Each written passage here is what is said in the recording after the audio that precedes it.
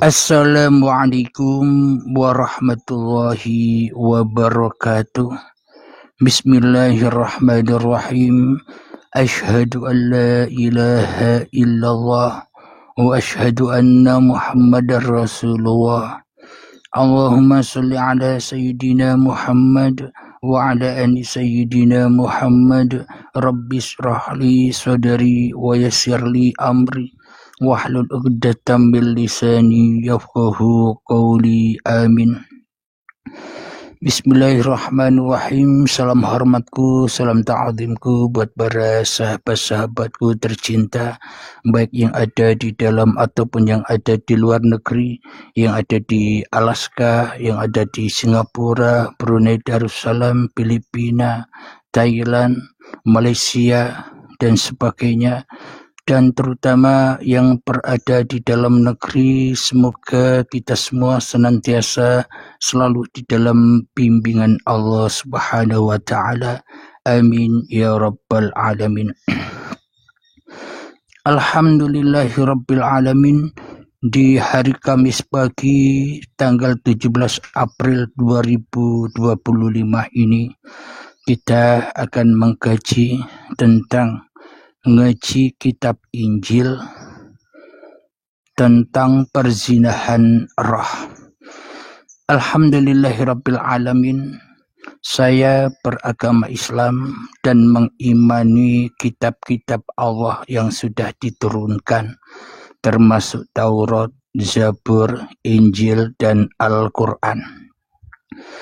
Jadi tidak dikatakan beriman bagi manusia, terkhususnya orang yang beragama Islam, bila hanya mengimani, bila hanya mengkaji satu kitab saja, yakni Al-Quran. Berarti bila hanya mengimani Al-Quran saja, Injilnya, Zaburnya, Tauratnya tidak diimani atau tidak dipelajari, berarti tidak sempurna imannya.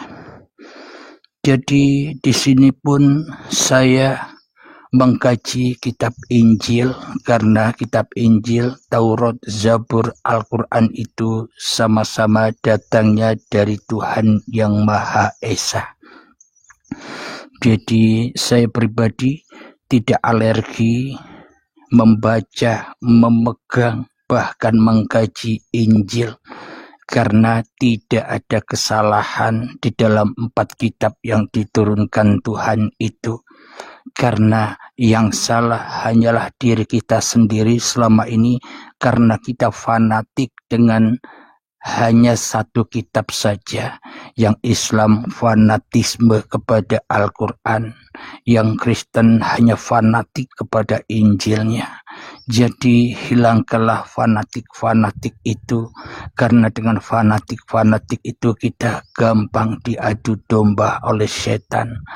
Gampang terjadi sebuah permusuhan, gampang terjadi perdebatan antar umat beragama.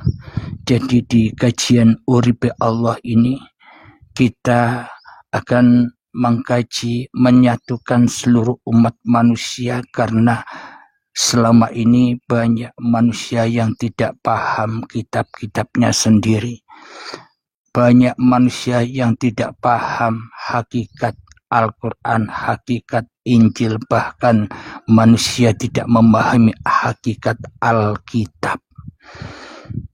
Karena sesungguhnya Al-Quran, Injil, Zabur, Taurat itu hanyalah simbol kitab-kitab yang di luar diri manusia, sebagai pedoman, sebagai petunjuk agar manusia bisa membaca kitab-kitabnya sendiri.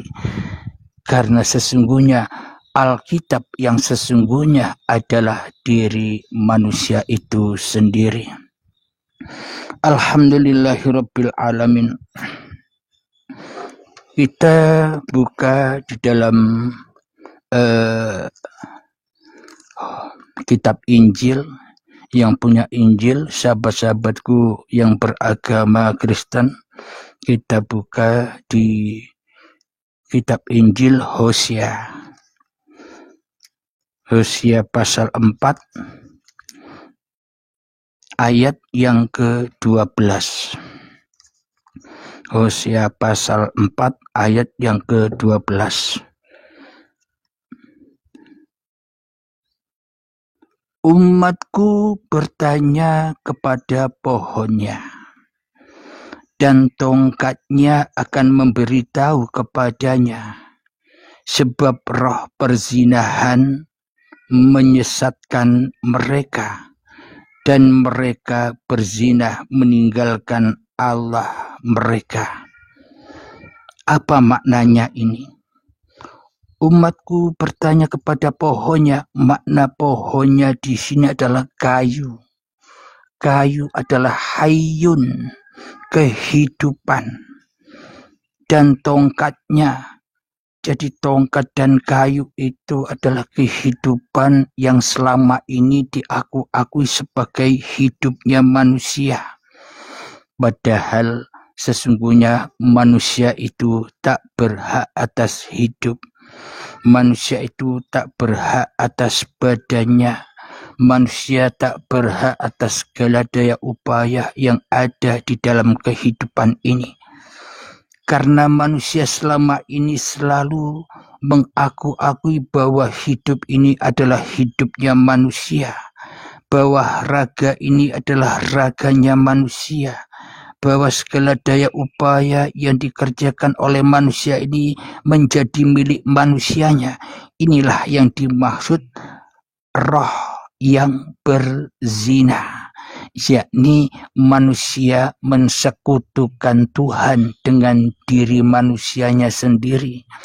Manusia mensekutukan hidupnya Tuhan dengan hidupnya. Manusia mensekutukan dagingnya dengan keakuan diri manusianya. Maka dari itu, lepaskan keakuan, lepaskan hawa nafsu, lepaskan kedagingan agar kita tidak dikatakan berzinah lagi, yakni berselingkuh dari Tuhan. Karena selama ini yang kita pertuhankan di dalam dada kita sebenarnya bukan Tuhan, tapi kedagingan kita sendiri yang kita pertuhankan, tapi keakuan kita sendiri yang kita pertuhankan, tapi hawa nafsu kita sendiri yang kita berhalakan selama ini. Jadi kita selama ini karena kita salah iman dan salah bertuhan, maka kita terbelenggu, terpenjara dengan fanatik agama. Sehingga kita mabuk agama, mabuk kitab suci. Alhamdulillahirabbil alamin. Saya ulang kembali Hosea pasal 4 ayat yang ke-12.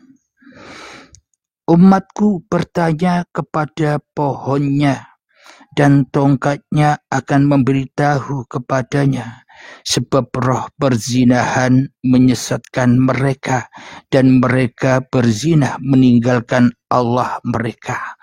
Nah, di sini yang dimaknai, karena di sini kajian ketuhanan, kajian hati, jadi memaknai, membahas, mengkaji zina itu zinanya hati, bukan zinahnya secara syariat, bukan zinahnya secara kedagingan. Kalau secara kedagingan, secara syariat, secara keakuan, secara hawa nafsu, seluruh manusia berzina meskipun tidak melakukan zina seperti apa yang dipahami manusia. Hidupnya berzina, raganya berzina. Kenapa? Karena putus dari Tuhan. Karena manusia merasa bisa hidup sendiri, itulah berzina. Manusia merasa bisa beribadah sendiri, itulah berzina. Manusia merasa bisa pergi ke masjid sendiri. Manusia merasa bisa pergi ke gereja-gereja sendiri tanpa Tuhan, itulah yang dikatakan berzina. Meskipun kebaikan kelihatannya, tapi bila terputus dari Tuhan, terputus dari kuasa Tuhan, itu semua dikatakan berzina. Jadi yang kita bahas di sini adalah berzina versi Tuhan, bukan berzina versi manusia. Kalau berzina versi manusia, ya kita sudah tahu sendiri. Kita buka lagi di dalam kitab Injil, yakni Matius pasal 5,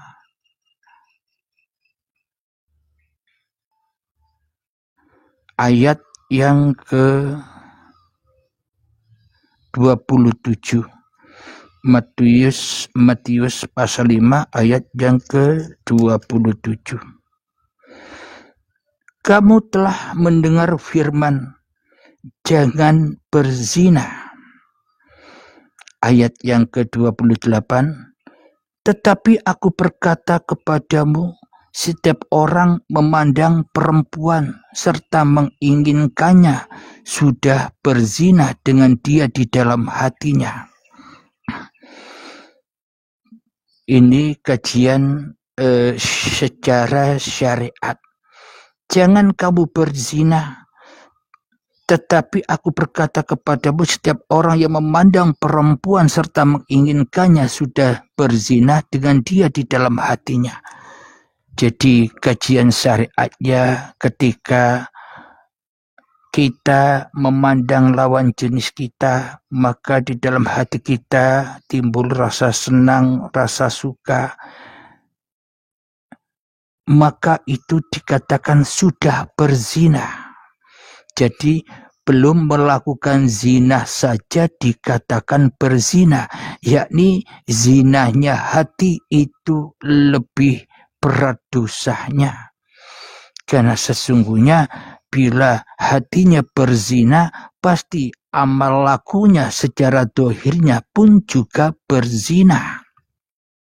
Meskipun kelihatannya tidak berzina bagi manusia, namun bagi Tuhan dikatakan berzina. Kenapa? Karena telah mensekutukan Tuhan dengan diri manusianya di dalam hatinya. Karena yang esa, yang ada, yang wujud, yang nyata masih manusianya daripada Tuhannya. Kita lanjutkan Matius pasal 5 ayat yang ke-29. Maka jika matamu yang kanan menyesatkan engkau, cungkilah dan buanglah itu, karena lebih baik bagimu jika satu dari anggota tubuhmu binasa daripada tubuhmu yang dengan utuh dicampakkan ke dalam neraka. Alhamdulillahirabbil alamin. Maknanya, ketika mata kita melihat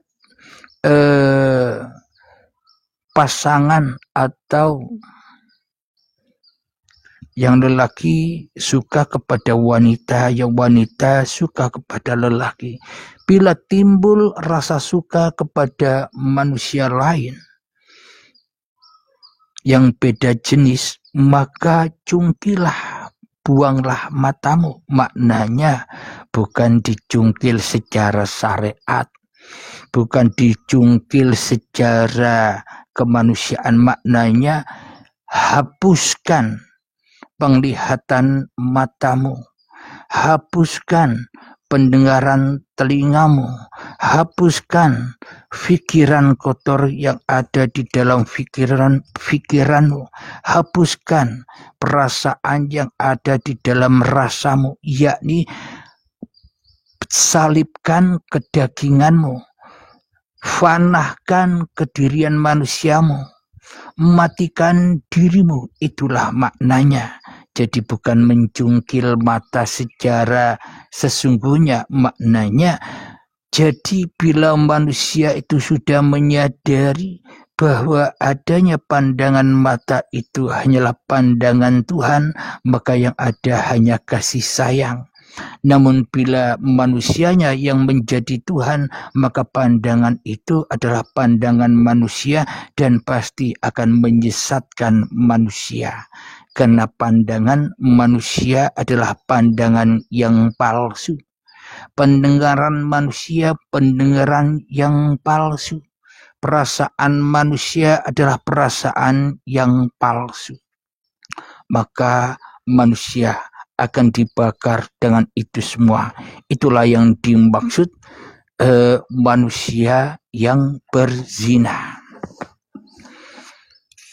Sekarang kita lihat di dalam kitab Al-Quran.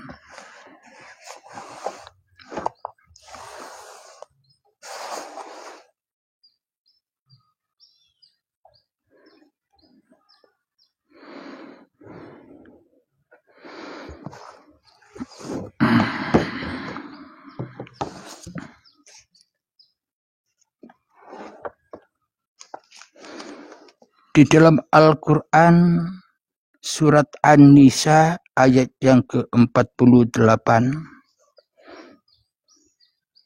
saya bacakan Arabnya. A'udzu billahi minasyaitonir rajim. Bismillahirrahmanirrahim. Innallaha la yaghfiru an yushraka bihi wa yaghfiru ma duna dzalika liman yasha'. Wa may yusyrik billahi faqad iftara itsman 'azimah, yang artinya sesungguhnya Allah tidak akan mengampuni dosa karena mempersekutukannya, yakni syirik, dan Dia mengampuni apapun dosa yang selain syirik itu bagi siapa Dia yang dikehendaki. Barang siapa mempersekutukan Allah, maka sungguh dia telah berbuat dosa yang besar. Shadaqallahul azim. Jadi selama ini kita memahami dosa besar itu hanya versi syariat, hanya versi lakunya badan. Kalau kita berzina secara badaniah dikatakan telah berdosa besar. Kalau kita merampok secara ragawi telah melakukan besar. Kalau kita meninggalkan sholat 5 waktu dikatakan berdosa besar. Kalau kita tidak beribadah dikatakan telah berdosa besar. Itu dosa menurut raga. Karena sesungguhnya raga ini tidak pernah bisa berbuat dosa bila hatinya manusia itu sudah kudus, sudah suci, maka badan ini sudah tak mampu lagi berbuat salah dan dosa. Bila manusianya sudah kembali mensucikan dirinya kepada Tuhannya. Namun yang dikatakan di sini adalah dosanya hati.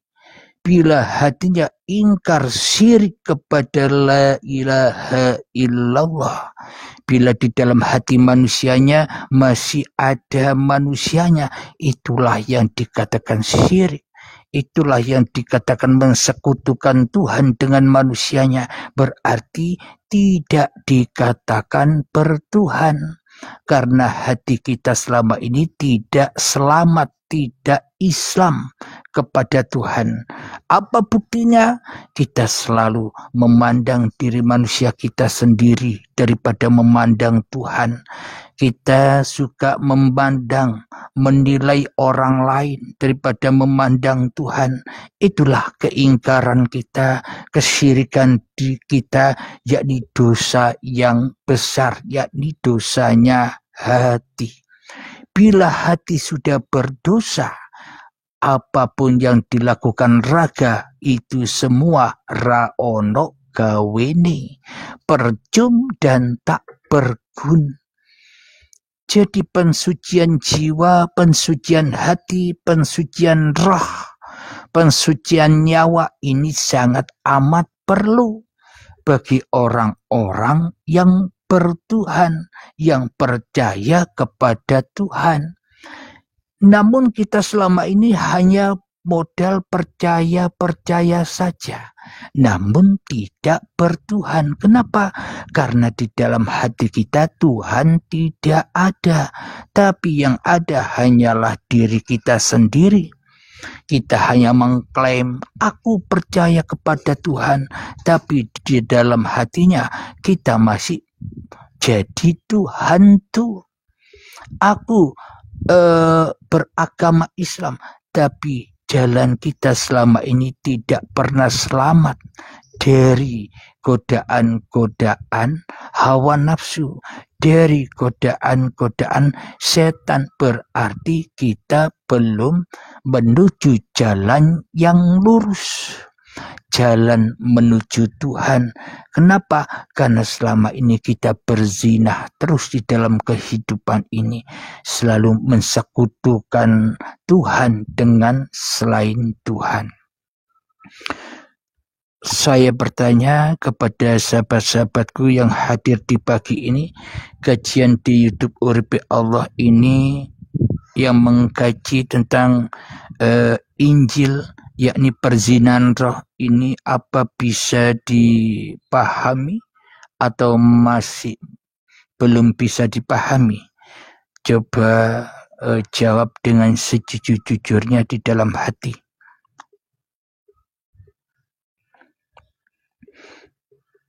Silakan.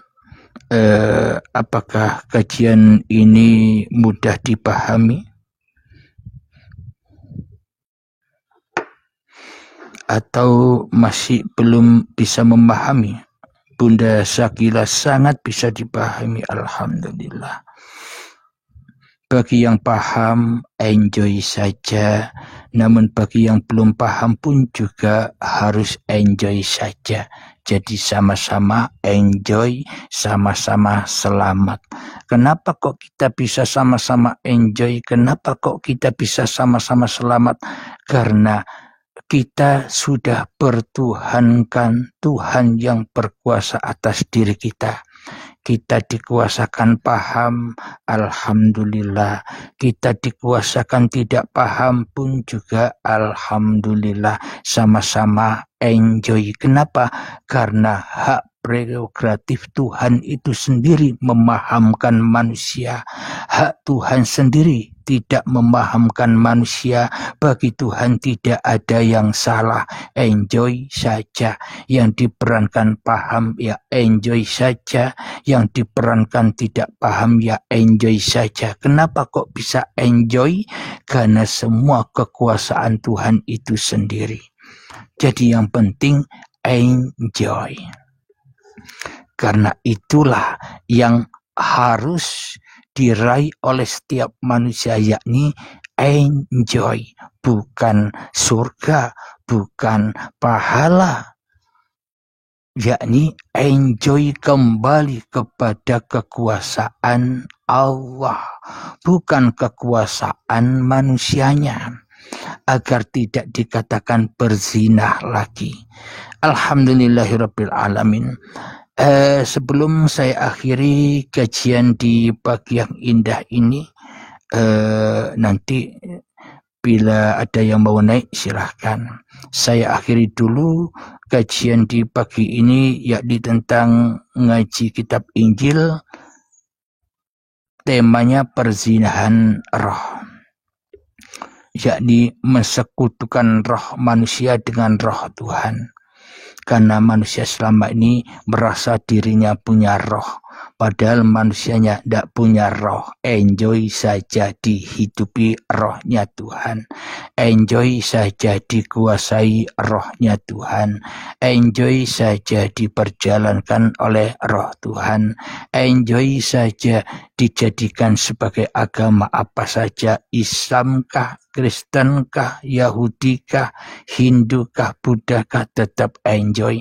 Karena semua itu maunya roh, maunya Tuhan itu sendiri.